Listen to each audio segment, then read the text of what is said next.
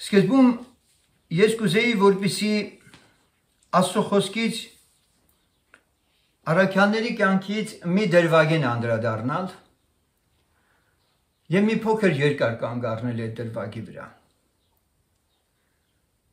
Այն գրված է Գործք առաքելոց 14-րդ գլխի 7-ից 17 համարներում։ Մենք գիտենք, որ առաքյալները Աստծո պատգամը կատարելով Տեր Հիսուսի հրահանգի համաձայն պետք է գնային եւ ավետարանը հռչակեին աշխարհին։ Եվ այստեղ կարդում ենք. «Եվ Լիստրայում մի մարդ ոտներով տկար նստած էր, որ իր մոր որովայնից կաղ էր ծնված, եւ երբեք ման եկած չէր։ Սա լսեց Պողոսի խոսքերը, նա էլ նրա վրա նայեց, եւ երբ որ տեսավ, որ հավատք ունի փրկվելուն, մեծ ձայնով ասաց. «Ոտներիդ վրա ուղիղ կանգնիր», եւ նա ցատկելով ման էր գալիս։ Եվ ժողովուրդը Պողոսի արածը տեսնելով իրանց ձայնը բարձրացրին լիկայոներեն եւ ասեցին. «Աստվածները մարդկանց նման եղած վայր եկան մեզ մոտ»։ Եվ Բարնաբասին Դիոս էին կոչում եւ Պողոսին Հերմես, որովհետև նա էր խոսքի առաջնորդը։ Բայց Դիոսի քուրմը, որ քաղաքի առաջին կար, ցուլեր եւ պսակներ բերավ դռների մոտ եւ այն բազմության հետ կամենում էր զոհանել։ Եվ երբ որ Բարնաբաս եւ Պողոս առաքյալները լսեցին, իրանց հանդերձները պատարած ամբոխի մեջ վազեցին, մեծ ձայնով կանչում էին եւ ասում. «Մարդիկ, այդ ինչու եք անում, մենք էլ ձեզ նման կիրքեր ունեցող մարդիկ ենք, որ ավետարանում ենք ձեզ այդպիսի ունայն բաներից ետ դառնալ, դեպի կենդանի Աստվածը, որ ստեղծեց երկինքն ու երկիրը եւ ծովը եւ ամեն ինչ, որ նրանց մեջ է, որ անցած դարերումը թույլ տվավ ամեն հեթանոսներին, որ իրանց ճանապարհներով գնան, թեպետև ինքն իրան առանց վկայության չթողեց, բարերարություն անելով երկնքիցը, տվավ ձեզ անձրևներ եւ պտղաբեր ժամանակներ, կերակուրներով եւ ուրախությունով ձեր սրտերը լցնելով։ Եվ այս ասելով, հազիվ թե ժողովուրդներին դադարեցրին, որ զոհ չանեն իրանց համար։ Սկզբի համարից իմանում ենք, որ միշտ այդպես եղել է, Աստված ինչ որ մի հատ նշան ու առիթ է ցույց տվել, որ ժողովրդին հավաքի եւ ավետարանի պատգամը լսել։ Ընդհանրապես Աստծո մեթոդներից մեկը սա է, որպեսզի իր ներկայությունը ինչ որ ձևով արտահայտի, առանց որի մարդիկ դժվար թե միայն խոսքերով բավարարվեին։ Այո,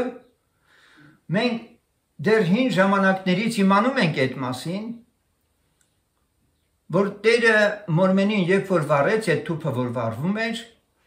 Մովսեսի ուշադրությունը հրավիրել էր դեպի այդ կրակը, որովհետև Աստծո խոսքն ասում է, երբ որ Տերը տեսավ, որ Մովսես տեսնելու եկավ, խոսեց նրա հետ եւ ասեց. «Մովսես, Մովսես», դա էլ ասեց. «Ահա ես», ասեց ոտքերիդ կոշիկները հանի, որովհետև կանգնած է Տերը Սուրբ է։ Այսպիսով, երբ որ Աստված այդ նշանը ցույց տվեց, Մովսեսի ուշադրությունը հրավիրեց իր վրա։ Եվ երբ որ Մովսեսն անտարբեր չեղավ, Աստված սկսեց խոսել իր հետ։ Նույնպես մենք Պենտեկոստի օրը տեսնում ենք, որ Սուրբ Հոգով մկրտված աշակերտները իրանց լեզուներով այդ Աստծուն փառաբանելու այդ ընթացքը, որ լսելի է շրջապատում լինողներին, սա նշան հանդիսացավ, ինչպես գրված է, որ լեզուները նշանի համար են, որպեսզի ինչ լինի, անհավատները, որ այդ լեզուն հասկանում էին, Աստծուն փառավորելը հասկանային եւ իրանց սրտի միջինն էլ վեր ելներ եւ ինքնային Տիրոջը պաշտեին։ Եվ ահա հերթական մի դեպք, որ Լյուստրայում այս մարդը, որ իր մոր որովայնից կաղ էր ծնված։ Այս մարդը մոր որովայնից էր կաղ ծնված։ Չգիտեմ, գուցե մեկը այս համարն ուրիշ կերպ մեկնի, բա գիտես ինչ, հնարավոր է ինքը ծնվելու պահին տատմերը լավ չի ընդունել ծնունդը։ Դրա համար է ինքը այդպես կաղ, այդպես լինում են, չէ՞։ Բայց գրված է մոր որովայնից, սա նշանակում է ինքն այնտեղ էր կաղ արդեն։ Եվ այս անձնավորությունը պիտի ծնվեր աշխարհ գար եւ հանկարծ պիտի մտածեր ու իր մասին այսպես խորհեր. ես ինչի պիտի դեռ իմ մոր որովայնից կաղ լինեի։ Լինում են դեպքեր, երբ որ Հիսուսին մոտենում ասում են ումն է մեղքը, ծնողներից որևէ մեկինն է, ասեց ոչ, այլ որ Աստծո փառքը երևա։ Եվ այս անձնավորությունը իր տարիների, գիտակցական տարիների ապրած կյանքի մեջ այստեղ կարդում ենք, որ երբեք ման եկած չէր, սա ոչ միայն կաղ էր, կաղը դեռ հասկանում ենք, չէ ինչ որ մի ոտքի վրա պիտի, բայց երբեք ման եկած չէր։ Երևի քանի անգամներ ինքը տրտնջացել է բողոքել իր կյանքից։ Ընդ որում սա հիշենք, որ ինքը գտնվում է որտեղ, հեթանոսների աշխարհում, հույների մեջ։ Սա էլ հրեա չի, որ հրեական օրենքներին ծանոթ եղած լինի։ Եվ ես համոզված եմ, որ այս անձնավորությունը չուներ ոչ մի հույս, ոչ մի տեղից, որ երբևէ հնարավոր է, որ ինքը քայլի ինչպես մյուսները։ Նրան կարող էին բերել ինչ-որ մի տեղ եւ դրանից ոչ ավել։ Նրա տեսադաշտն ընդամենն այդքան էր, նրա ոտքերը չէին կարող քայլել, բնության ավելի գեղատեսիլ վայրերում լինել, շատ ավելի լավ միջավայրերում լինել, ամեն ինչից մերժված մեկն էր։ Եվ հանկարծ, երբ որ Պողոսը հայտնվում է այդտեղ, մենք այստեղ չենք լսում, ուշադրություն դարձրեք, որ իսկապես Պողոսը սկսում է քարոզել, բայց մենք այստեղ չենք լսում, որ իր քարոզի խոսքը հույների մեջ էֆեկտ է բերել։ Մինչև այն պահը, երբ որ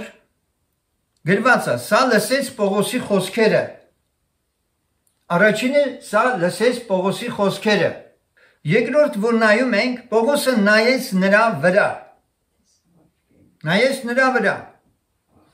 Այսինքն Պողոսն իմացավ, որ այս անձնավորությունը լսեց իրեն։ Հիմա այն ամենը, ինչ որ Պողոսը պիտի խոսեր, ինչի մասին պիտի խոսեր, խաչյալ Քրիստոսի ու փրկության վերաբերյալ։ Նա էլ նրա վրա նայեց։ Ինչքան նայեց չգիտենք, որովհետև շարունակություն կա։ Անմիջապես չի խոսել Պողոսը։ Եվ երբ որ տեսավ, այդ ինչպես Պողոսն իմացավ, երբ որ տեսավ, որ հավատք ունի փրկվելու, տեղում է այդ ամենը տեղի ունեցել, գիտեք, Քրիստոսի անունը դեռ չի հռչակված Լիստրայում։ Երբ որ տեսավ, որ հավատք ունի փրկվելու, ուրեմն սա մի տեսողություն է, որ Սուրբ Հոգին է անում։ Եվ նրանք, ովքեր որ մտածում են, կարող են աջ ու ձախ հրամաններ տալ, թող տան ինչքան ուզում են, աղբյուրները, թե որտեղից է այդ բժշկությունների հրաշքների, մենք չենք խորանում դրանց մեջ։ Բայց մենք նայում ենք Ավետարանին, որտեղ գրված է, որ առաքյալը առանց հավատքի, այնպես որ Տերն էլ նույնն էր, չէ՞ տեսնում, Հիսուսն էլ տեսնում էր, որ հավատք ունի։ Առանց այս տեսողության որևէ մեկը չի կարող Աստծո գործն անել։ Ի նկատի ունենք նաև այս հրաշքը բժշկության։ Ավելին, սա ոչ միայն բժշկվելու հավատք ուներ, նա բժշկվելու հավատք չունեցավ։ Այստեղ գրված է, որ երբ որ տեսավ, որ հավատք ունի փրկվելու, հետևաբար մեղքից ազատագրման վերաբերյալ Պողոսը քարոզ անում։ Եվ այս անձնավորությունը հավատում է, որ կա փրկություն Հիսուսի խաչով։ Մեծ ձայնով ասեց։ Ինչու է ինքը մեծ ձայնով դա ասում, որպեսզի շրջապատում լինողները իսկապես լսեն, ուշադրությունը իրանց հրավիրում է։ Հրավիրում է մի հրաշքի, մի երևույթի վրա, որը պետք է մարդկանց միտքը բացի կենդանի Աստծուն գալու։ Մեծ ձայնով ասեց. ոտներիդ վրա ուղիղ կանգնիր, եւ նա ցատկելով մաներ գալիս։ Ցատկելով, ոչ թե սկզբից մի ոտքը դրա, հետո երկրորդը, այն միանգամից ցատկեց։ Սա Աստծո Սուրբ Հոգու, Աստծո ներկայության արտահայտումն էր, եւ այս հրաշքը տեղի ունեցավ։ Լյուստրայում մոր որովայնից կաղը բժշկվեց, ժողովուրդը Պողոսին եւ Բարնաբասին աստվածներ համարեցին։ Ինչպես լսում ենք։ Որոնք իբրև թե մարդկանց նման իջել են իրենց։ Միշտ այդպես է, գիտեք, մարդը սպասարկում է երևույթները դրսի իր ներսի հավատքից ելնելով։ Մարդը իր ներսում եղածը, իր ներսի համոզմունքը, աշխարհայացքը եւ այլն, լրացնում է դրսից եկող տեղեկություններով։ Հիմա տեղի է ունեցել մի փաստ, բայց մարդը անցակացրել իր մտքի, իր սրտի պրիզմայով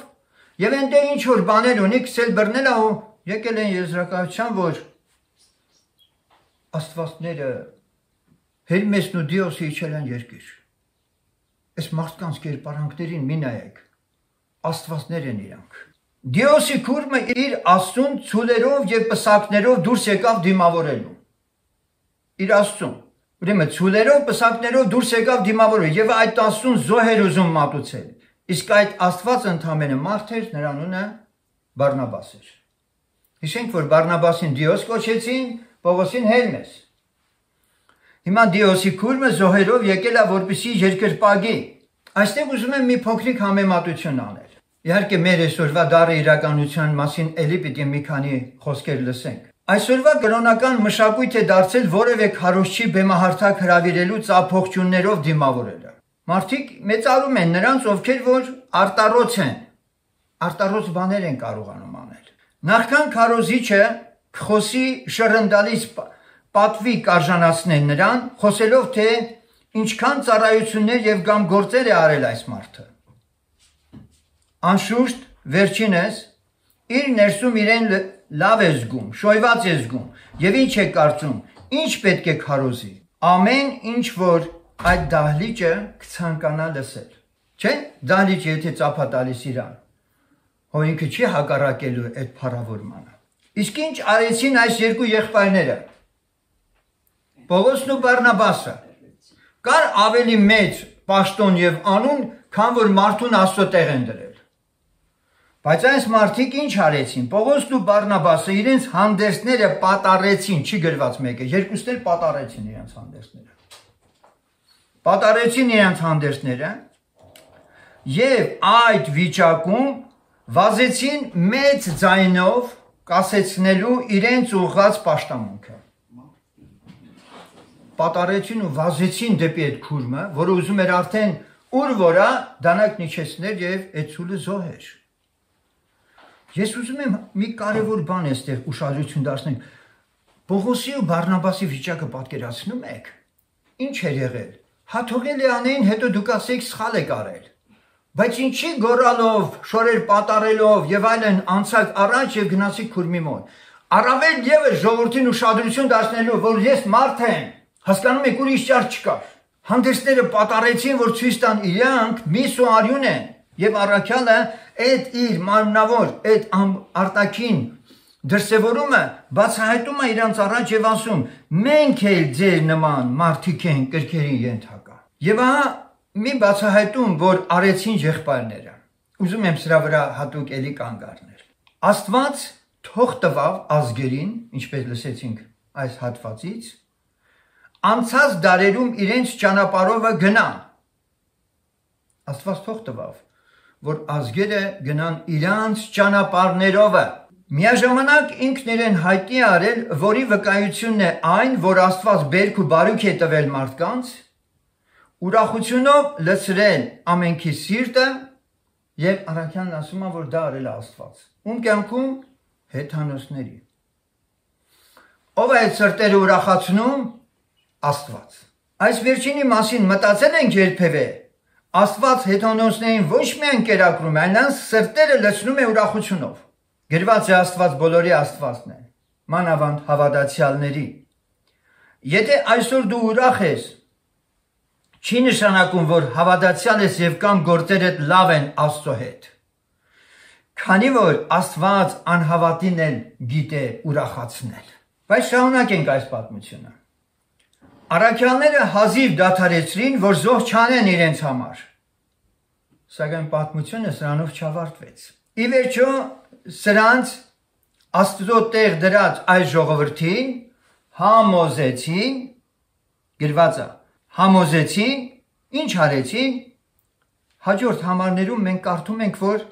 Պողոս քար կոծեցին եւ քաղաքից դուրս արեցին։ Ինչ է սա նշանակում։ Սա նշանակում է, որ մենք այս դրվագից դասեր ունենք առնելու, նրանք ովքեր քեզ պատվի են արժանացնում, շատ արագ նույն վայրկյանում քեզ կարող են խաչ անել։ Բանն այն է, որ քրիստոնեությունը այնպես ինչպես որ հասարակությունն է պատկերացնում, այսօր գուցե վաղուց հեթանոսացել է։ Տուր քրիստոնեական համայնքներին իր ուզածը քեզ կպատվեն։ Մի տուր իրանց ուզածը հեթանոս քրիստոնեություն եմ անվանում, տեսեք, որոնք ապրում են այս աշխարհով։ Եվ նրանք քեզ կմերժեն։ Մարդկանց պաշտած Քրիստոսը հեթանոսների պաշտած աստվածների երկրպագությունից քիչ բանով է տարբերվում։ Քանի որ սրանք բավարարվել են կանչել նրա անունը, բայց չխոսել եւ նրանից ձայն չլսել։ Ուրախանալ Քրիստոսի տվածով, բայց նեղություն չքաշել, չհալածվել, այլ պատվախնդիր լինել եւ պահանջել իրենց պատիվը։ Պահանջել, որ իրենց հետ քաղցր խոսեն եւ ոչ թե մեղքի։ Շատերն էլ համոզված են, որ ճիշտ տեղում են, քանի որ հաճելի է իրենց բազմության մեջ որևէ ժողովարանում լինելը։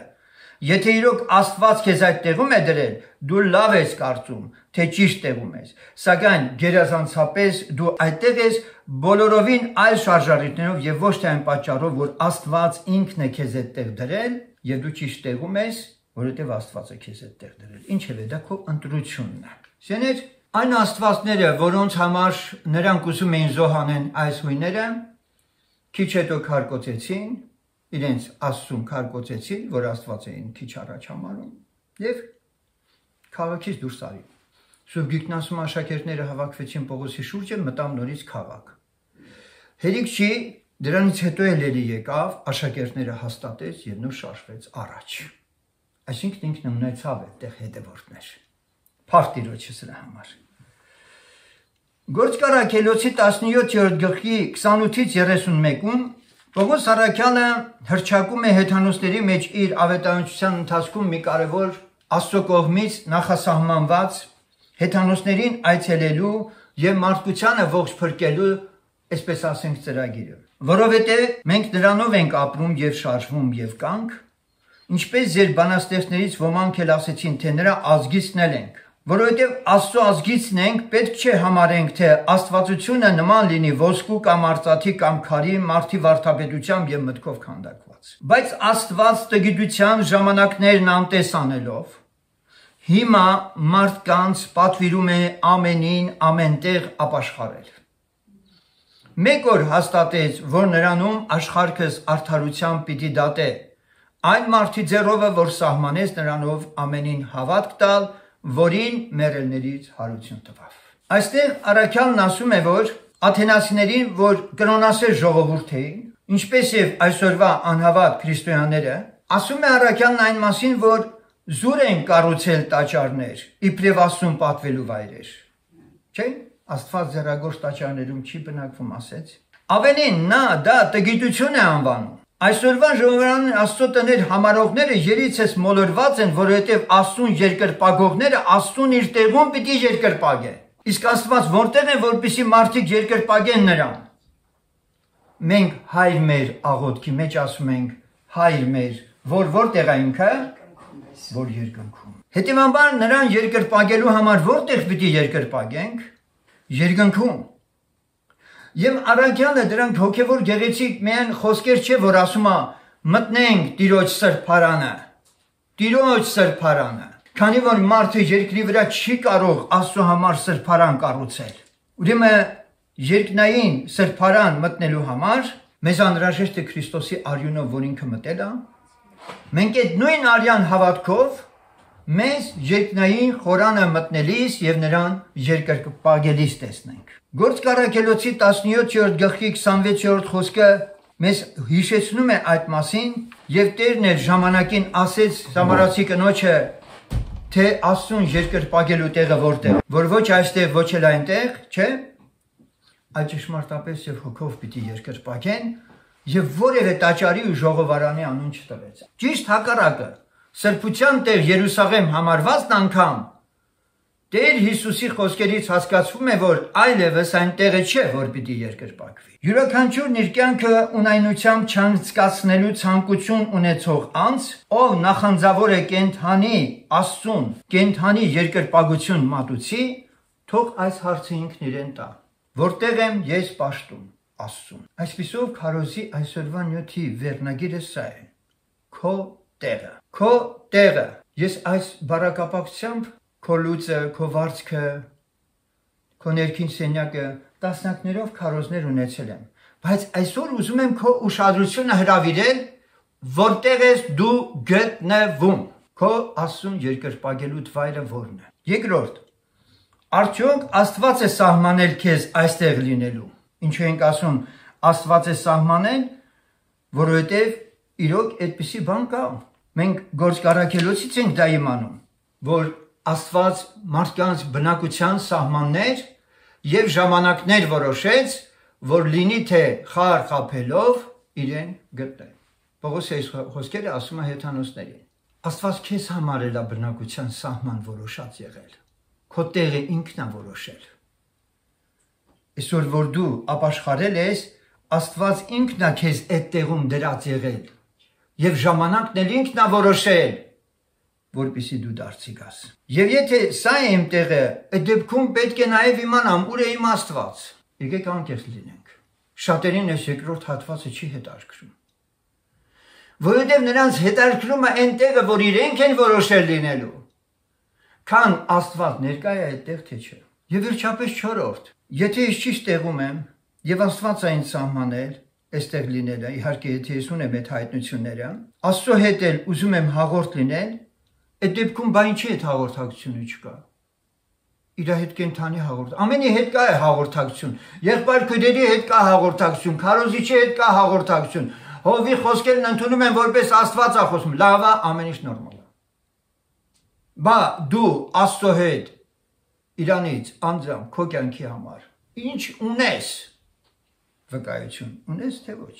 Աստված ինքը պետք է ինձ սովորեցնի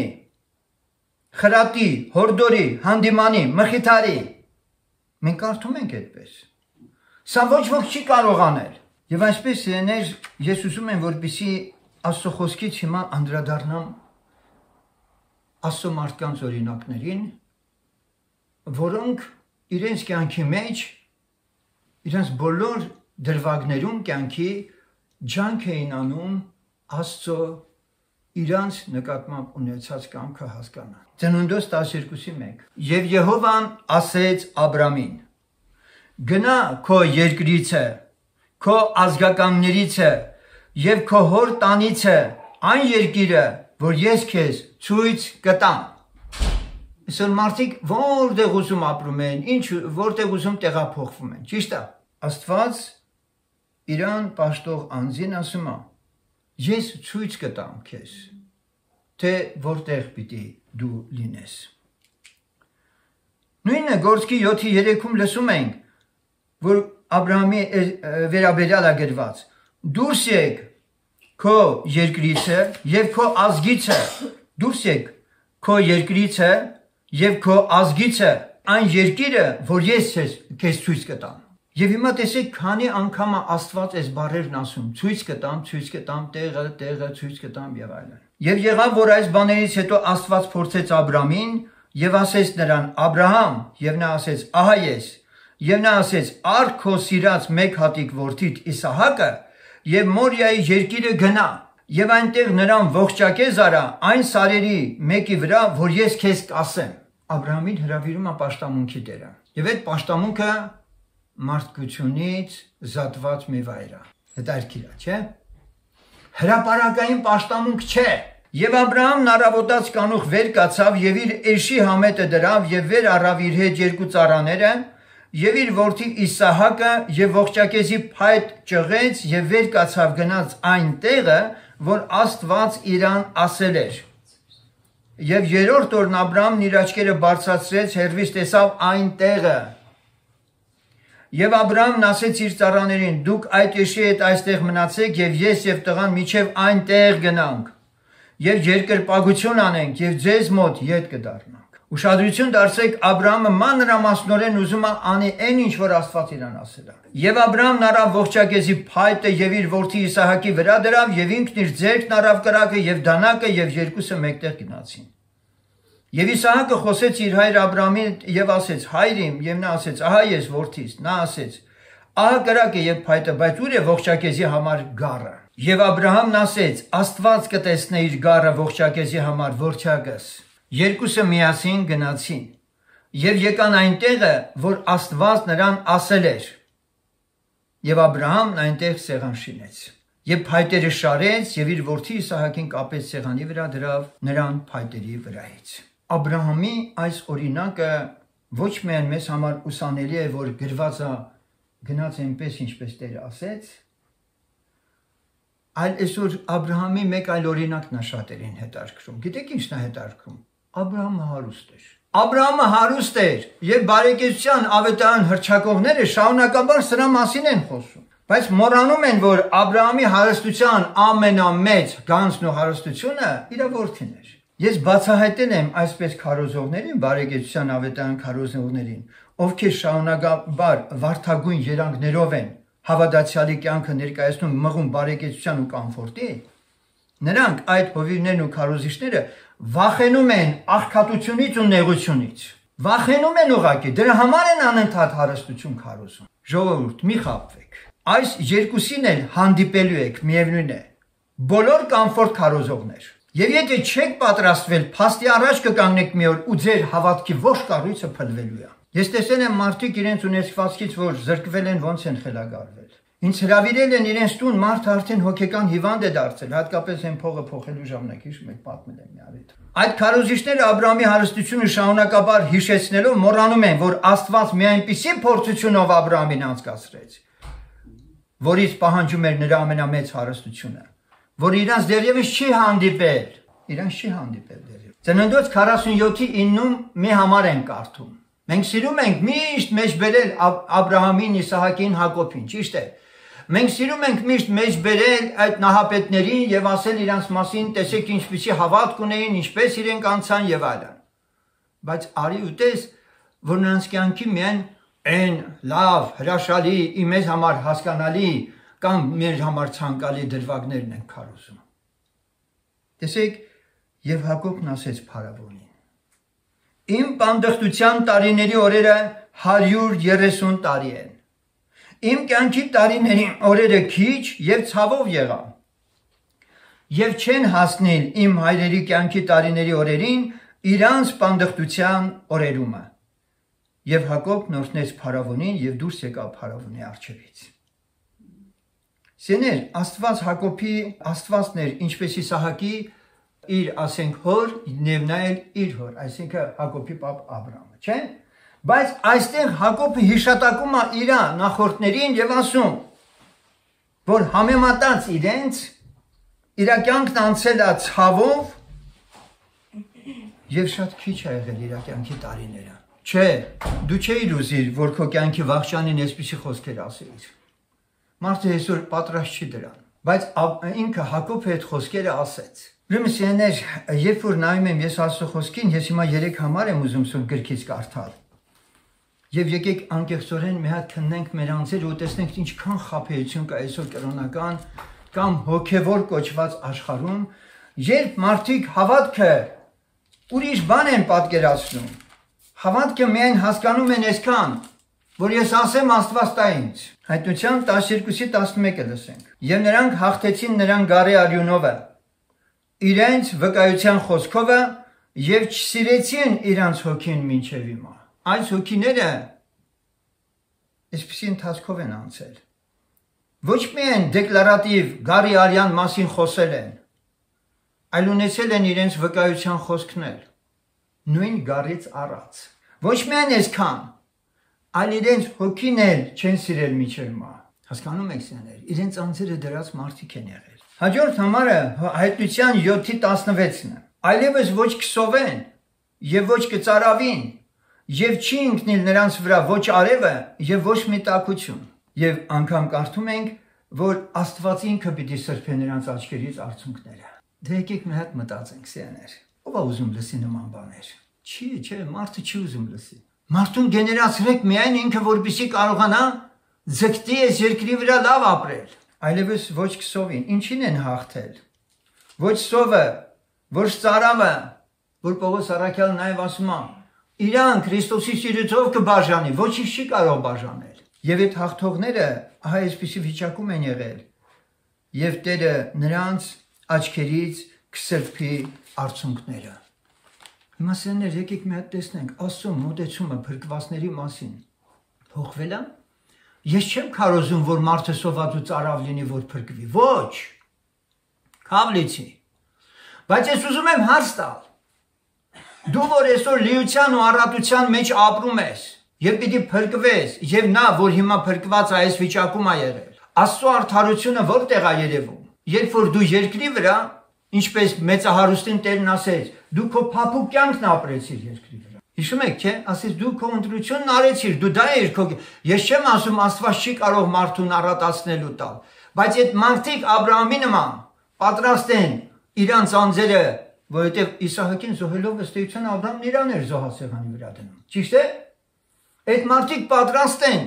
իրենց կյանքը չսիրեն մինչև մահ։ Եվ Եբրայեցիս թուղթը նույնպես մեզ այդ մասին ասում, սիրներ։ 35-38-րդ խոսքը 11-րդ գլխի։ Խիստ չարչարվեցան ազատությունը չընդունելով, որ լավագույն հարության հասնեն, միշտերը նախատինքների, ծեծերի, կապանքների բանդի փորձն առան։ Քարկոծվեցան, սողոցվեցան, փորձանքի մեջ ընկան, սրով սպանված մեռան, ոչխարի մորթերով եւ այծի կաշիներով ման եկան, կարոտություն քաշելով, նեղված, չարչարված, որ աշխարհքը նրանց արժանի չէր։ Անապատներում մոլորվեցան եւ սարերում, այրերում, երկրի խորոշներում։ Երկրի խորոշներում։ Ես մի հատ հարց եմ ուզում տալ։ Այդ դրանց ով տարավ երկրի խորոշները։ Որն է քո տեղը։ Եվ եթե դու որպես սուրբ եւ քրիստոնյա չես հալածվում այս երկրի վրա։ Ես չեմ ասում հալածանքի հետևից ընկի, որ քեզ հալածեն։ Բայց ես ասում եմ կգա պահը, որ Աստված քեզ կվերցնի այս միջավայրից, այստեղից կտեղափոխի ուրիշ տեղ։ Քո կոմֆորտի փոխարեն դու կտեղափոխվես քարանձավներ։ Գիտեք, չէ՞, ցեղասպանության տարիներին շատ մեծահարուստներ, որոնք քրիստոնյա են եղել,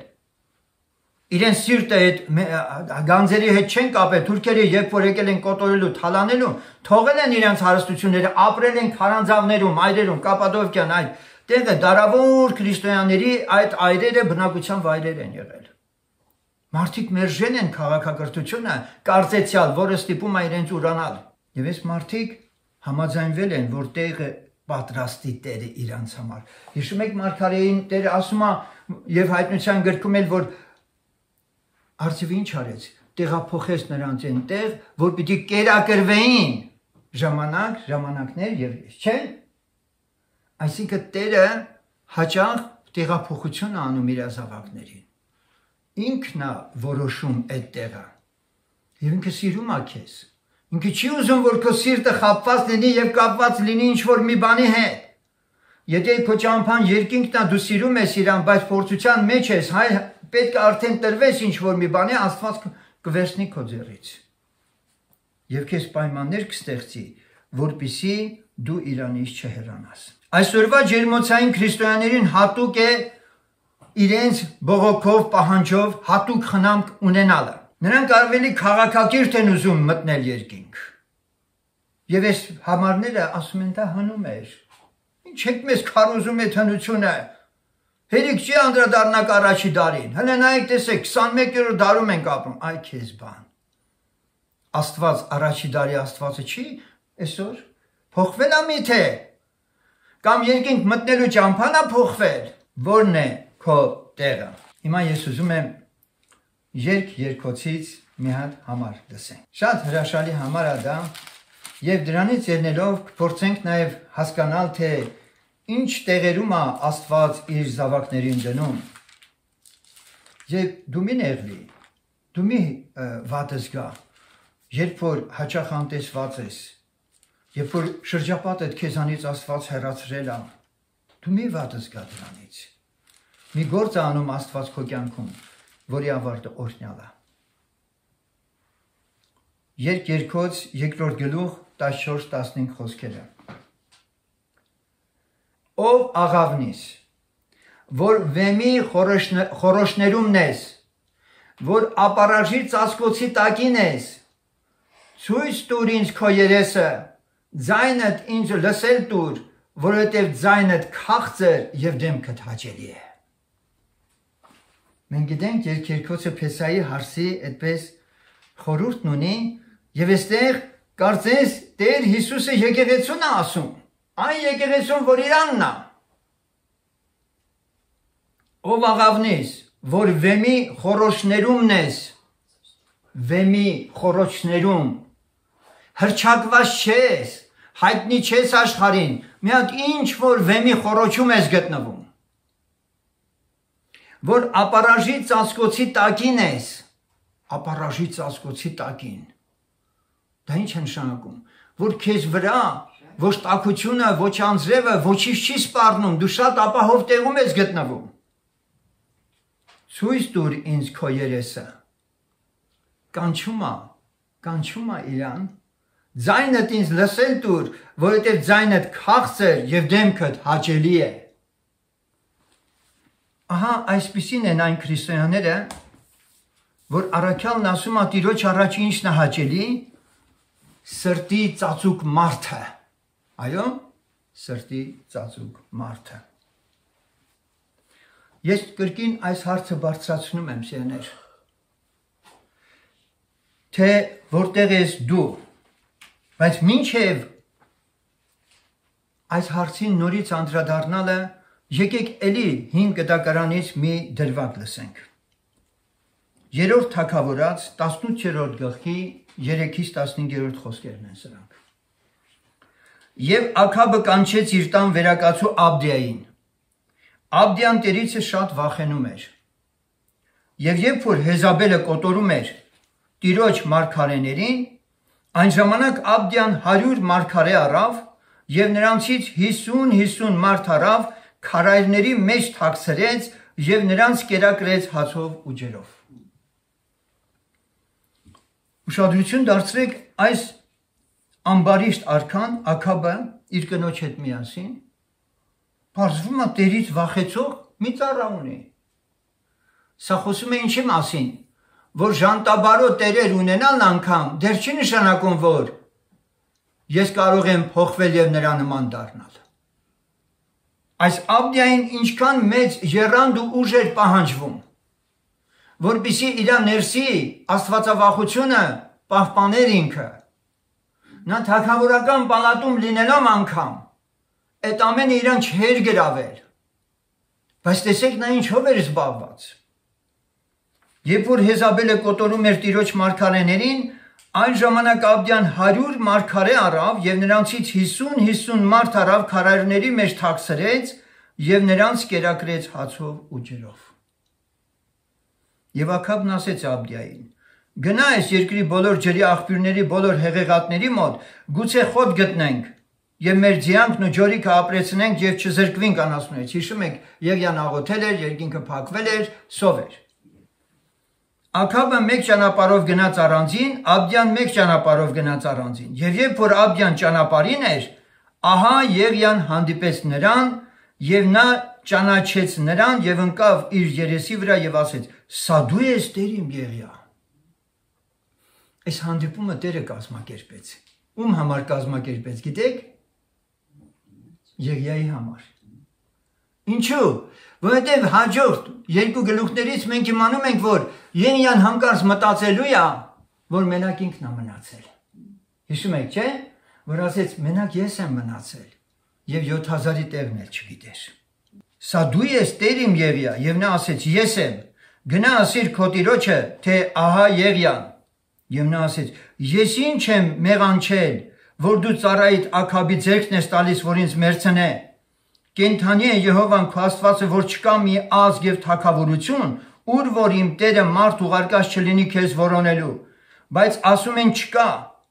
եւ այն ազգին եւ այն թագավորությանը երթում է տվել, թե քեզ չեն գտել։ Եվ հիմա դու ասում ես գնա ասիր քո տիրոջը, թե ահա Եղիան։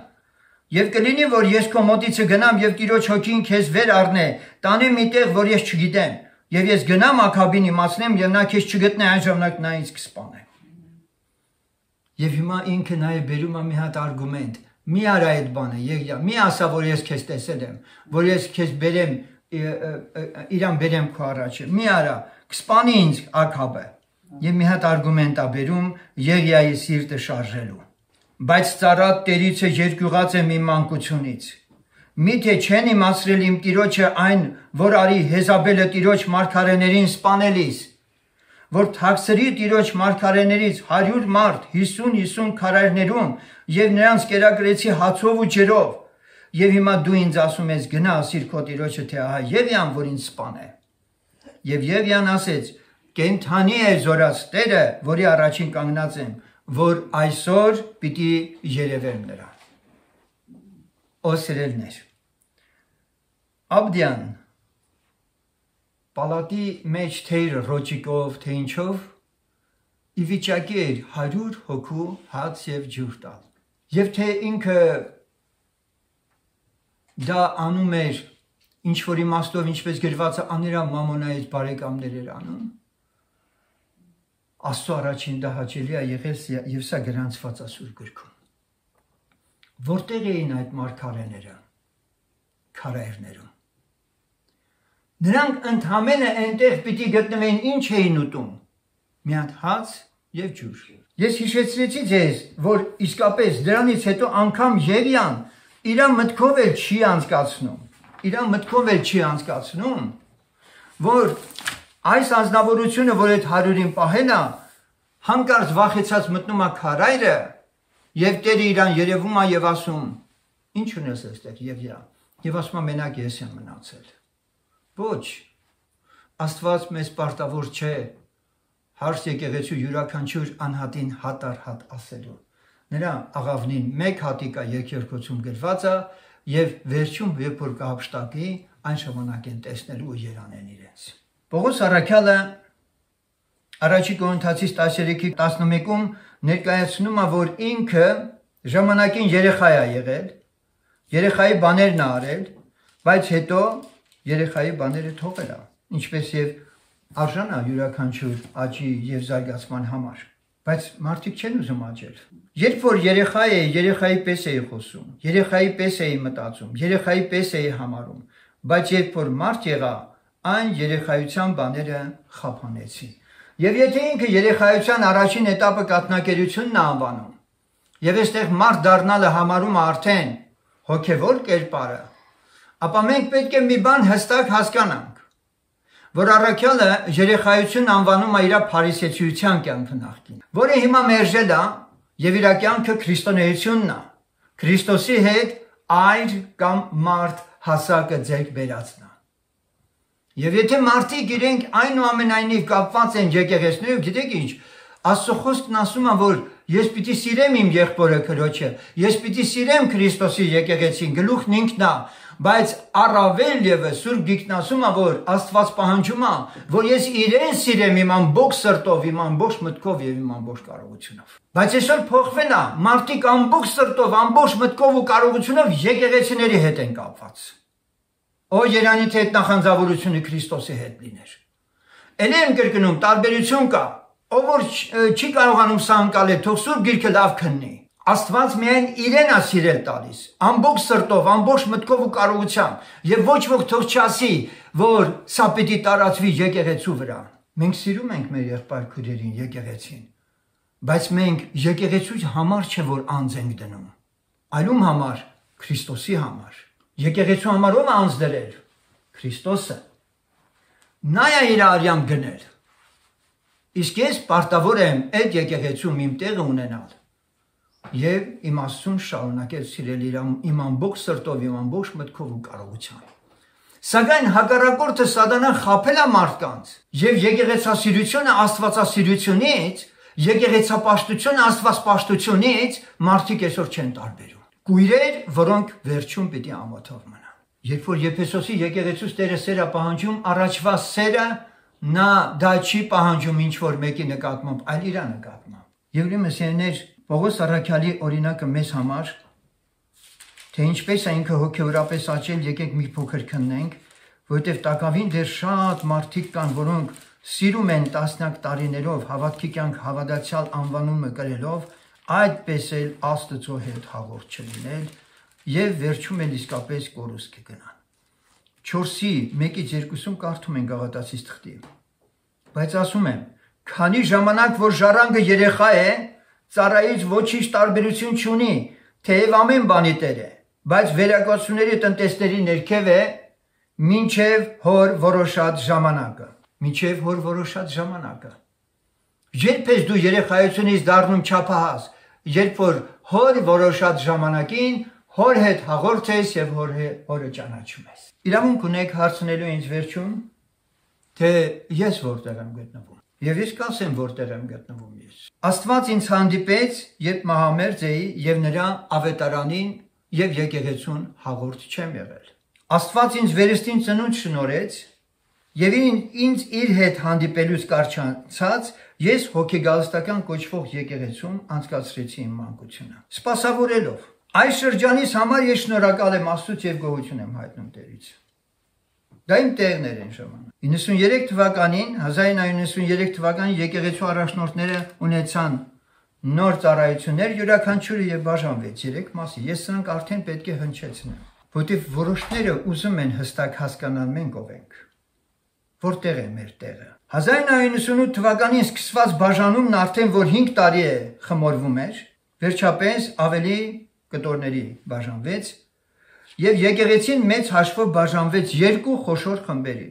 խարիզմատների եւ պահպանողականների։ Ոչ մեկին եւ մյուսին հարել չտվեց Աստված մեզ եւ նոր ընթացքի մեջ տարավ։ Իմ մասին ես շատ քիչ եմ ուզում խոսել, շատ քիչ եմ վկայում, բայց իմ վկայությունները խորհուրդ կտամ լսեք եւ սրանով սահմանափակվենք, քանի որ այսօր ես ընդամենը կարող եմ 2 վկայություն անել, երբ Աստված ինձ ուղղակիորեն, սա որպես վկայություն եմ ասում իմ տեղի համար, որովհետև իրավունք ունեք հարցնել, որն է քո տեղը, դու որտեղ ես։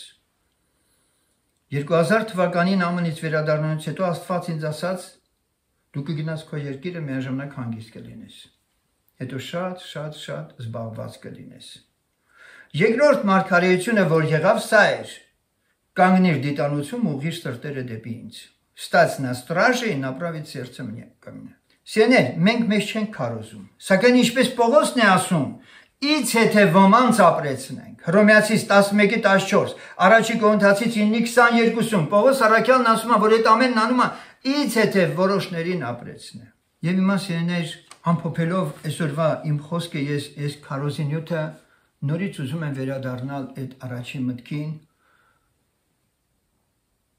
որն է իմ տեղը։ Մենք մեկ անգամ ենք ծնվում աշխարհ գալիս եւ հետո հավիտենության մեջ ենք գնալու։ Եվ թե ինչպես ենք մենք երկրի վրա աստվածպաշտության մեջ մեր աստվածճանաչողությունը, մեր հոգեվոր հասակը ինչպես է դրսևորվել, դրանից կախված է թե մենք որտեղ ենք լինելու։ Նրանք ովքեր երերում են, կասկածում են, թող որ ուշադիր քննեն Աստծո խոսքը, աղոթք անեն, վստահ եմ ամեն անկեղծ սրտի Տերը կասի, կհանդիպի, ինչպես Սողոսին ճանապարհին հանդիպեց, ասեց ինչ ես ուզում անեմ, ասեց գնա քեզ կասեն ինչ կանես։ Եվ Աստված քո տեղն էլ, դիրքն էլ, ամենն էլ ցույց կտա։ Դրա համար թող Աստված օգնի մեզ սիրելիներ, որպեսզի մեր կյանքի մեջ մենք չթուլանանք, չերերանք երբեք, վստահ եւ հաստատուն մեր քայլերը գցենք, աջ ու ձախ չնայենք, թե ով ինչպես է այսօր ուզում ավետարանը հասկանան, մենք այն Աստծուն ենք պաշտում, որը չի փոխվում, երեք, այսօր ու հավիտյան նույնն է, եւ մենք տեսանք փրկվողների շարքում ովքեր էին, մենք գիտենք այս երկրի վրա կարող ենք ժպտերես, ուրախ, այդպես ցանկալի մեր համար հաճելի օրեր էլ լինեն, բայց Սուրբ Գիրքն ասում է, որ դժվար օրերն էլ քիչ չեն լինելու։ Նրանք ովքեր որ միշտ խանդավառված Աստծուն պաշտելու ետևից են ընկած, թող հիշեն, որ մեկ օր կա, որի ժամանակ Աստված կարող է տեղափոխություն անի մարդու կյանքում։ Եվ այնտեղ սկսի իր հետ այն աշխատանքը, որը տարիներին կմերժել էր։ Ուստի թող Տերը ողորմություն անի, որտեղ մենք կանգնած մնանք այդ տեղում, Տիրոջը կանչենք, խնդրենք, հասկանանք իսկապես իր կամքը մեզանում եւ առաջնորդվենք կատարելապես իրանով։ Կասի վեր կած գնայես իր տեղը, ես վեր կգնամ։ Կասի մնա քո տեղում, կմնամ իմ տեղում։ Սա այն պատգամն էր, որը ես փոխանցեցի, որ իսկապես Տերիցն էլ ես ունեմ եւ վստահ եմ, որ դա այդպես էլ կա։ Ես իմ դիտանոցի կետում եմ կանգնած եւ այո, չարիքը, փորձությունները եւ այլն նկատելի են, տեսանելի են, դժբախտաբար շատերին տեսանելի չեն, բայց մենք էլ ուզում ենք ասել, իցե թե որոշներին ապրեցնենք։ Թող Տերը փառավորվի, ամեն։ Աղոթքով գանք Տիրոջ առաջ։